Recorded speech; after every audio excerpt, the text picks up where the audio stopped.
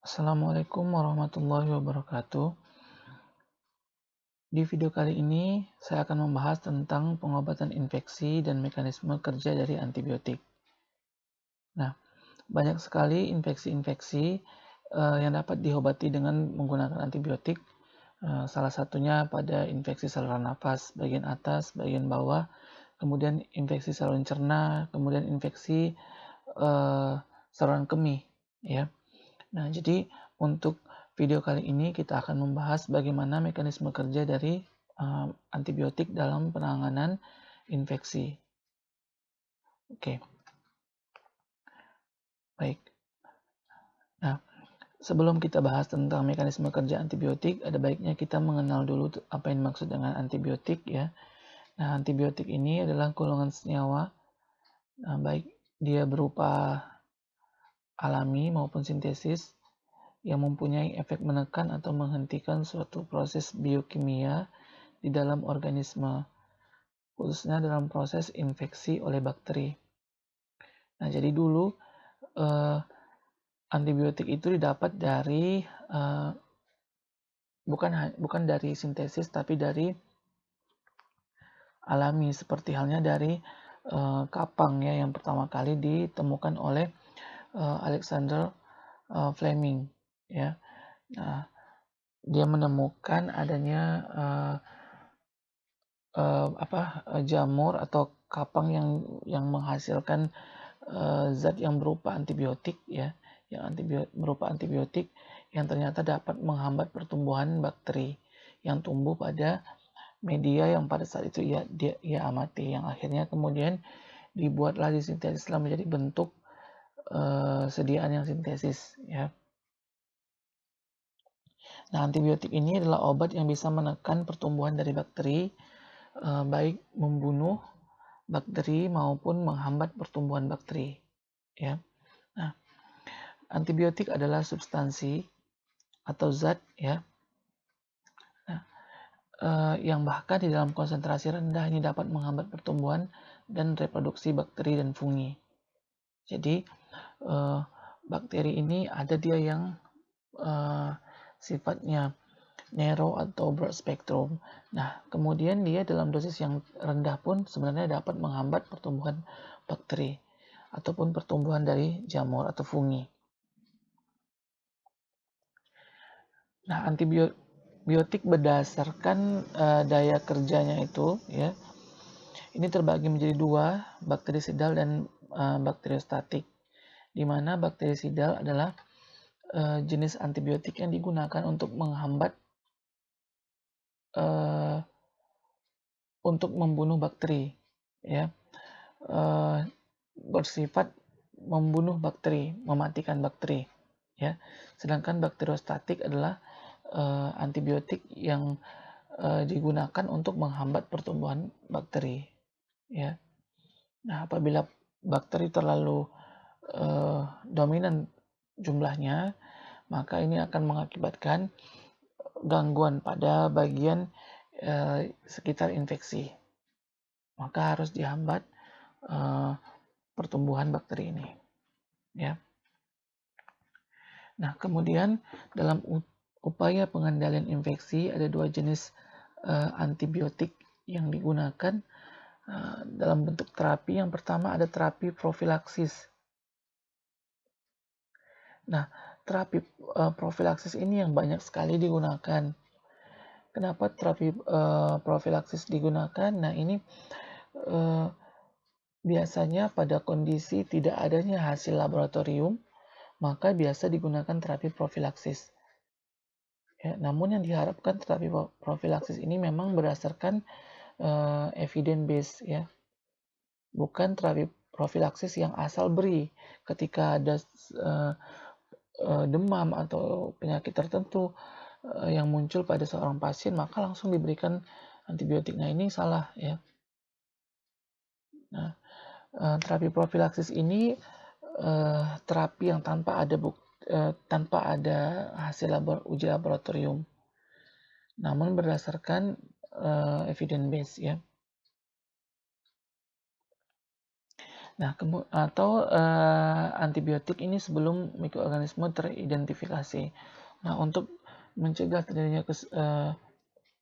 terjadinya infeksi yang lebih serius, ketika belum dapat hasil laboratorium pemeriksaan antibiotiknya, maka terapi profilaksislah merupakan terapi pilihan untuk mencegah terjadinya infeksi yang lebih serius lagi. Nah, terapi definitif berbeda dengan terapi profilaksis, di mana untuk terapi definitif ini pemberian antibiotika ini lebih rasional, ya. Nah, berdasarkan hasil uji laboratorium dan kemudian pemberian antibiotik juga langsung terhadap jenis mikroorganisme tertentu yang sudah dapat diidentifikasi berdasarkan hasil uji laboratorium. Jadi terapi definitif ini terapi yang pemberian antibiotiknya berdasarkan hasil uji laboratorium dan hasil identifikasi jenis bakteri apa yang menginfeksi pada pasien tersebut. Oke. Selanjutnya, tanda keberhasilan terapi antibiotik. Pada tanda-tanda ini mungkin salah satu akan muncul seperti tanda klinis seperti penurunan suhu badan ketika seseorang yang terinfeksi bakteri umumnya atau mikroorganisme umumnya akan meningkat suhu badannya. Suhu tubuh meningkat mengakibatkan timbul demam, ya. Kemudian nyeri atau warna merah atau inflamasi yang diakibatkan oleh bakteri juga akan berkurang. Nah, ini menandakan bahwa terapi antibiotiknya tepat. Nah, kemudian sputum yang awalnya berwarna kehijauan atau sputum yang berwarna hijau tadi yang mengandung bakteri juga akan berubah menjadi jernih. Ini menunjukkan bahwa hasil pemberian dari antibiotik ini berhasil atau tepat sasaran. Kemudian air kemih pada infeksi, terutama pada infeksi saluran kemih, ya. Nah, air kemih kurang keruh atau berkurang baunya, ya, atau berkurang kekeruhannya. Nah, ini secara klinis tadi ada 4 tadi, ya. Yang pertama suhu badan menurun, kemudian nyeri, warna merah, inflamasi juga berkurang, kemudian sputum menjadi jernih kembali, kemudian air kemih berkurang kekeruhannya dan baunya juga berkurang. Nah, secara laboratorium ini dapat dilihat dari hasil hematologi seperti leukosit menurun, laju endap darah juga menurun. Kemudian secara biokimia dilihat bahwa si reaktif protein menurun. Kemudian secara mikroskopik ini jumlah kuman yang menginfeksi juga terlihat berkurang. Kemudian biakan pertumbuhan kuman juga akan berkurang ketika dibiarkan dengan media tertentu. Kemudian X-ray membaik, ya. Nah, akibat penggunaan antibiotik yang tidak tepat. Nah, banyak orang yang melakukan pengobatan atau pemberian obat yang tidak berdasarkan bukti ilmiah, ya, bukti ilmiah. Pada beberapa kondisi tertentu, hal ini akan mengakibatkan pemberian antibiotik yang tidak tepat, ya. Nah, resiko apa yang muncul ketika pemberian antibiotik tidak tepat? Yang pertama adalah resiko kehilangan diagnosis alternatif. Nah, akibat adanya pemberian antibiotik yang tidak tepat ini mengakibatkan hasil diagnosis juga tidak akurat, ya. Kemudian yang kedua adalah kejadian yang tidak diinginkan, ya. Banyak kejadian yang tidak diinginkan terkait penggunaan obat yang berlebih atau polifarmasi. Salah satunya adalah akibat pemberian antibiotik yang berlebih atau akibat pemberian antibiotik yang tidak tepat. Nah, kejadian efek samping ini mungkin akan menyebabkan beberapa pasien akan mengalami alergi, akan mengalami jenis efek samping yang lain, gangguan pencernaan dan sebagainya. Nah, ini adalah suatu kejadian yang tidak diinginkan yang terkait dengan penggunaan antibiotik yang tidak tepat. Nah, kemudian akibat penggunaan antibiotik yang tidak tepat selanjutnya adalah peningkatan resisten antibiotik. Nah, antibiotik yang diberikan berlebihan mengakibatkan bakteri mengalami resisten, atau antibiotik yang tidak tepat penggunaannya, misalnya kurang dari hari yang ditetapkan oleh dokter untuk penggunaan antibiotik. Nah, ini akan mengakibatkan timbulnya resistensi antibiotik.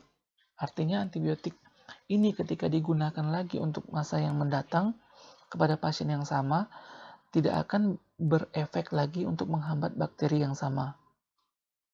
Akibatnya, penggunaan antibiotik pada pasien tersebut tidak akan berefek. Ya. Nah, kemudian peningkatan biaya pengobatan. Akibat penggunaan antibiotik yang tidak tepat, maka akan menambah jumlah biaya untuk pengobatan. Peningkatan farmakoekonomi mengakibatkan beban biaya pada pasien. Ya.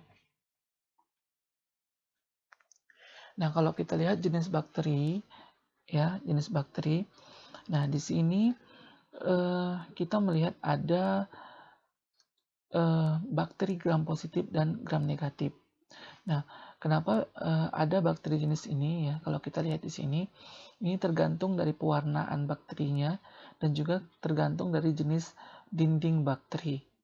Dinding bakteri sebagaimana kita ketahui, ini terdiri dari dua lapisan seperti ini. Ada lapisan peptidoglikan dan ada lapisan membran. Nah, ini berbeda dengan manusia, di mana manusia tidak memiliki bagian yang disebut dengan peptidoglikan. Nah, pada manusia dan hewan, ini hanya memiliki membran lipid bilayer bagian ini. Nah, ini perbedaan dengan pada bakteri, karena bakteri merupakan umumnya dia bersel tunggal, maka untuk survive pada kondisi tertentu dia harus memiliki dinding bakteri yang lebih tebal, sehingga dia bisa protect dari gangguan di sekitarnya, lebih survive dari gangguan-gangguan di sekitarnya. Nah, di sini ada bakteri gram positif dan bakteri gram negatif, di mana pada bakteri gram positif kita lihat di sini peptidoglikan merupakan komponen terluar dari penyusun dinding bakteri. Ya. Kemudian pada lapisan dalamnya ada membran lipid bilayer. Kemudian pada bagian bawahnya bawahnya lagi dari membran lipid bilayer ini terdiri dari cairan sel bakteri dan inti sel bakteri. Pada bakteri gram negatif, kalau kita lihat di sini, membran bilayernya pada lapisan terluar dan pada lapisan setelah dari bagian peptidoglikan ini. Pada bakteri gram negatif memiliki 3 layer, di mana pada bagian atas ini membran bilayer, kemudian pada bagian terbawah juga membran bilayer, dan pada bagian yang tengah terdiri dari peptidoglikan. Nah, kalau kita berikan pewarnaan, maka akan muncul warna biru atau ungu seperti ini pada bakteri gram positif akibat dari peptidoglikan yang sangat kuat menyerap zat warna ungu yang diberikan pada pewarnaan bakteri. Namun pada bakteri gram negatif akan berwarna pink seperti ini karena peptidoglikannya tipis, sehingga daya serap terhadap pewarnaan juga akan sedikit. Nah, jika kalau kita lihat dari warna ungu, kalau kita encerkan, dia akan berwarna pink seperti ini. Nah, pada kondisi gram negatif, inilah yang terjadi. Hanya sedikit dari pewarnaan, zat pewarna tadi yang diserap, sehingga terlihat seperti berwarna pink. Nah, ini yang membedakan antara bakteri gram positif dengan bakteri gram negatif.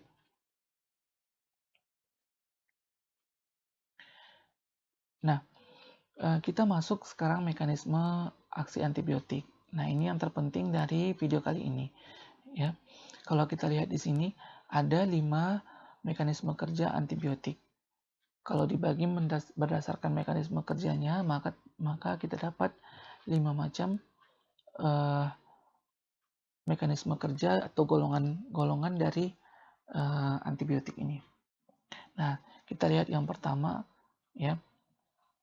Nah, tadi seperti kita ketahui bahwa dinding lapisan terluar dari bakteri ini terdiri dari 2 lapisan. Yang pertama ada sel membran atau membran sel. Nah, ini terdiri dari lapisan ini yang di dalam ini, ya. Lapisan dalam ini dan lapisan luar, ya. Nah, di mana terdiri dari peptidoglikan dan membran bilayer, ya, peptidoglikan dan membran bilayer. Nah, kita lihat golongan yang pertama, cell wall inhibitor, ya. Cell wall inhibitor di sini kalau kita lihat dari sini, ya, pada cell wall inhibitor ini bekerja dengan cara menghambat sintesis atau menghambat pembentukan dari dinding bakteri ini, peptidoglikan. Jadi, peptidoglikan ini dibutuhkan untuk supaya bakteri tetap survive pada kondisinya, sehingga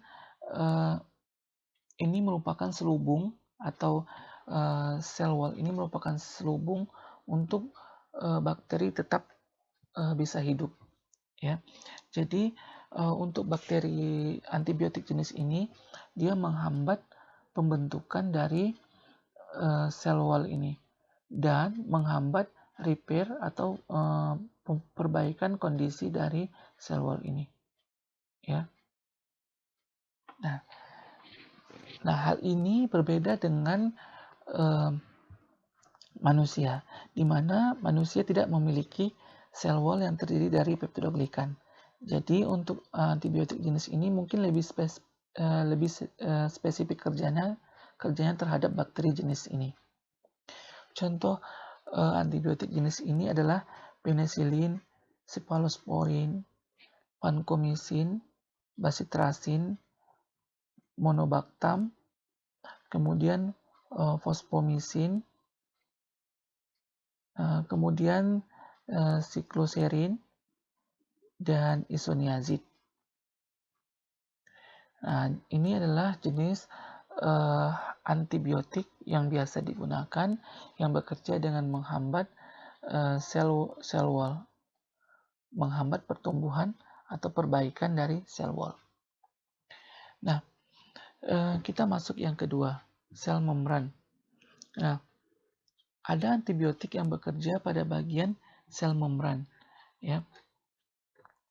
Antibiotik jenis ini bekerja pada bagian membran bilayer, ya.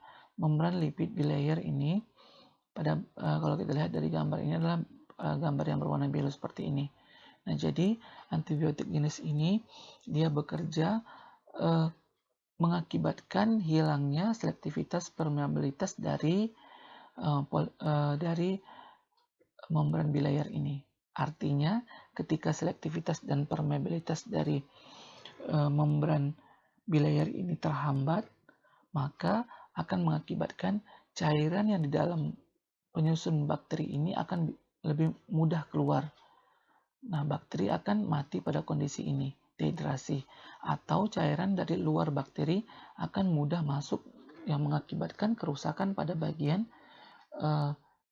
dalam bakteri atau cairan bakteri, cairan sitoplasma dari bakteri. Nah, jadi antibiotik jenis ini dia bekerja dengan mengurangi selektivitas dari membran bilayer ataupun permeabilitas dari membran bilayer. Contoh jenis antibiotik ini adalah polymyxin. Nah, selanjutnya adalah antibiotik yang bekerja pada bagian DNA atau RNA.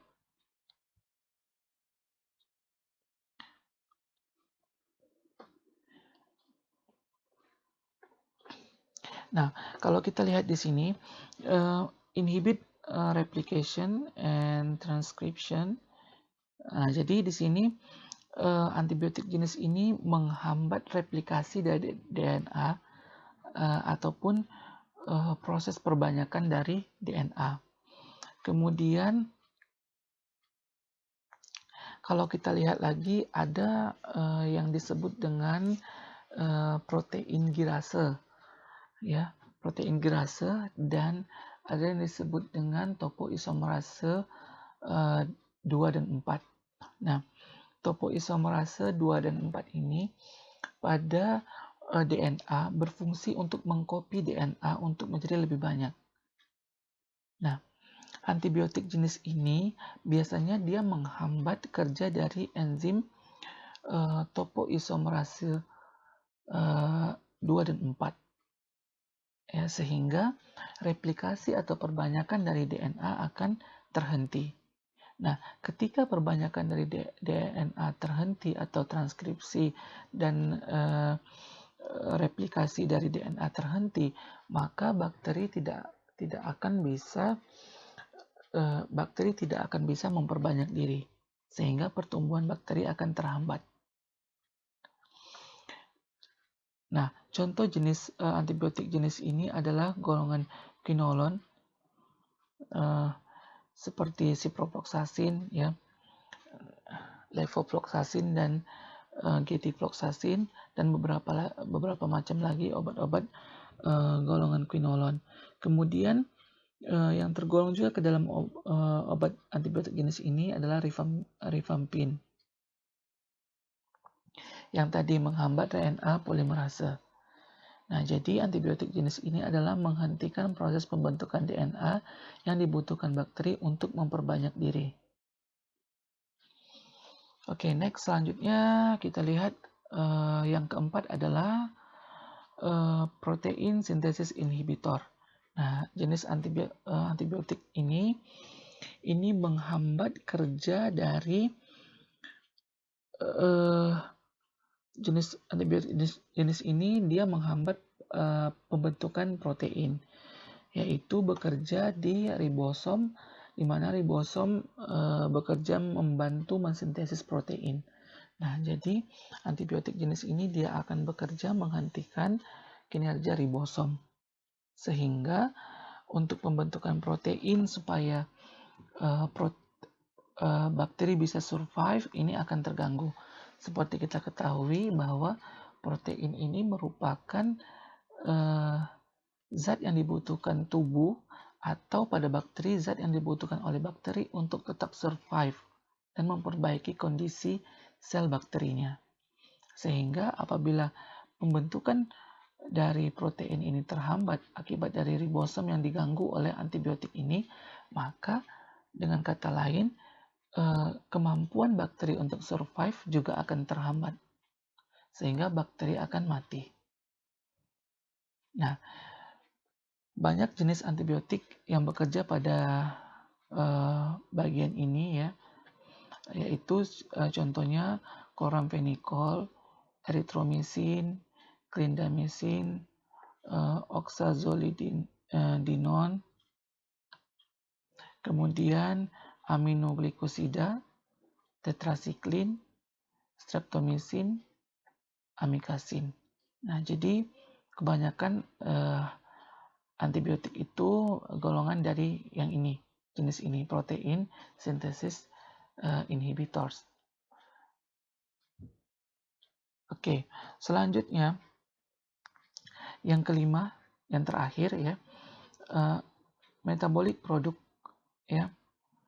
Nah, kalau kita lihat di sini, ya, bakteri membutuhkan asam nukleat. Nah, sebagaimana kita ketahui bahwa asam nukleat ini nanti dia penyusun yang akan membentuk asam nukleat ini nanti yang akan membentuk komponen penyusun dari DNA, yaitu tiamin dan adenin. Ya, sebagaimana kita ketahui bahwa tiamin dan adenin ini merupakan basa pembentuk DNA. Nah, bakteri membentuk asam nukleat atau nukleotida, membentuk nukleotida penyusunnya ini dari PABA, para amino benzoic acid. Nah, kemudian disintesis atau dirubah menjadi asam folat. Nah, asam folat ini tadi yang merupakan pembentuk adenin dan tiamin. Nah, pada antibiotik jenis ini, pembentukan PABA menjadi asam folat dihentikan.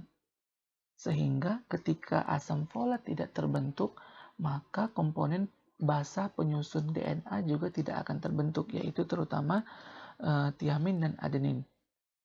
Ketika penyusun DNA tidak terbentuk, berarti DNA tidak akan terbentuk. Dan ketika DNA tidak terbentuk, maka tidak akan terjadi replikasi DNA, sehingga tidak akan terjadi perkembangbiakan bakteri. Nah, pada kondisi ini, manusia tidak membentuk asam folat dari PABA. Nah, asam folat dibutuhkan manusia itu dalam bentuk dari luar, ya, diambil dari luar. Jadi, obat ini sebenarnya lebih selektif bekerja pada bakteri, karena obat ini akan bekerja menghentikan pembentukan asam folat pada bakteri. Sebagaimana di manusia tidak ada pembentukan asam folat, yang ada hanya mengkonsumsi asam folat. Nah, sehingga obat ini akan lebih spesifik bekerja pada bakteri. Contoh jenis obat ini adalah trimethoprim dan sulfonamida. Ya, golongan-golongan sulfonamida. Nah, ini tadi kelima macam jenis antibiotik. Berdasarkan mekanisme kerjanya, dapat digunakan untuk menghambat pertumbuhan bakteri dan dapat digunakan untuk mengobati infeksi saluran kemih, infeksi saluran pernapasan, kemudian infeksi saluran pencernaan, dan infeksi lain, termasuk infeksi lokal. Baik, demikian video kali ini, mudah-mudahan bermanfaat. Terima kasih. Wassalamualaikum warahmatullahi wabarakatuh.